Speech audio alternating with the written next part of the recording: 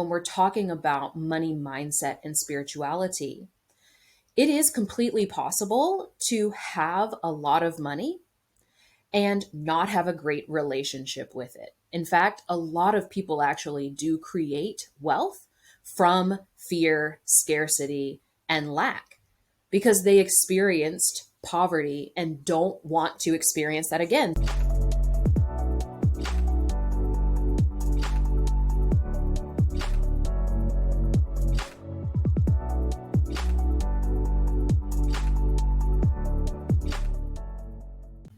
Today, we're diving into money mindset and spirituality, how your beliefs shape your financial reality.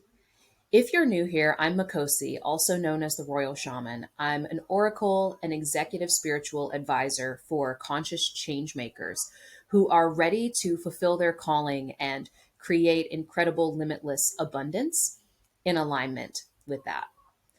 So, I want to dive right into this topic and really explore why spirituality matters in relation to money.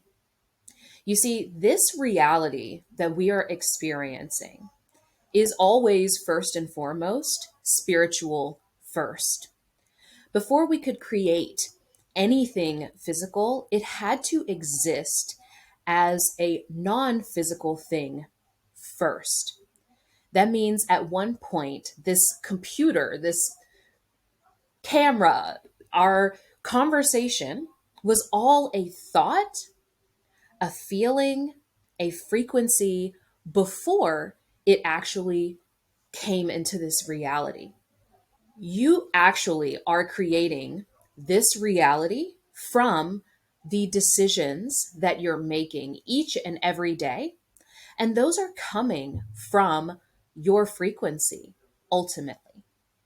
You can say that your frequency is a result of your identity, who you believe you are, and what you believe that that means.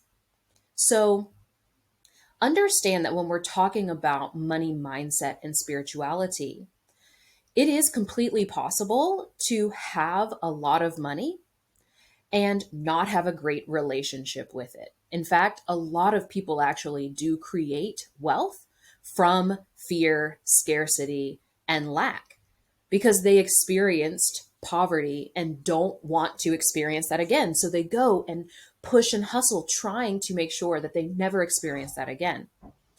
There are also people who have a terrible relationship with money and don't have any. But ultimately, what I want for you, and hopefully what you want for yourself, is to have a relationship with money that is abundant. That means that you are in a flow where money comes in and leaves, and there's not as much resistance and fear and stress surrounding it. And you also feel empowered to be able to make and receive however much money is fulfilling for you and provides you the resources to fulfill your calling in this life. So, with all of that said, one of the most important things that we've got to understand is how our lens, our perspectives, or what's called limiting beliefs, actually restrict the flow of money.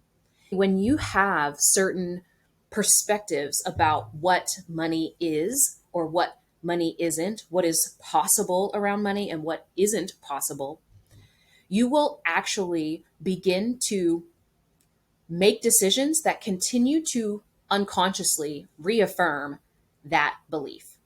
So, some common limiting beliefs that you've probably heard about money, or maybe even said yourself, are things like money is the root of all evil. You have to work extremely hard to become wealthy. Well, if that were so, wouldn't everyone that works hard be wealthy? Anyway, rich people are greedy or selfish. There's not enough money to go around.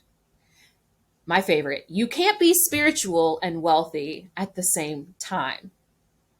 Hogwash. Number 6, money can't buy happiness, or I don't deserve to be wealthy. So these limiting beliefs can hold people back from achieving financial success and abundance. It's important to recognize and challenge these beliefs in order to develop a healthier money mindset. So, my favorite way to do this is to ask if it is always true or if everyone would agree.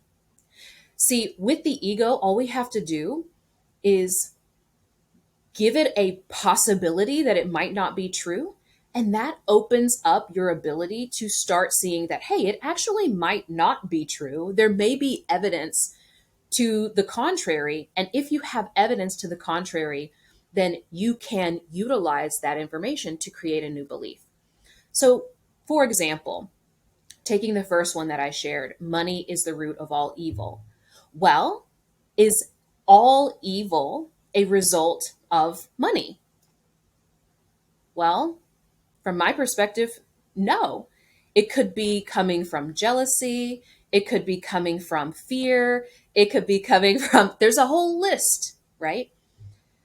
So you can do this with all of the limiting beliefs that pop up for you, and even some of the ones that I shared here, and then begin to challenge if that is indeed true.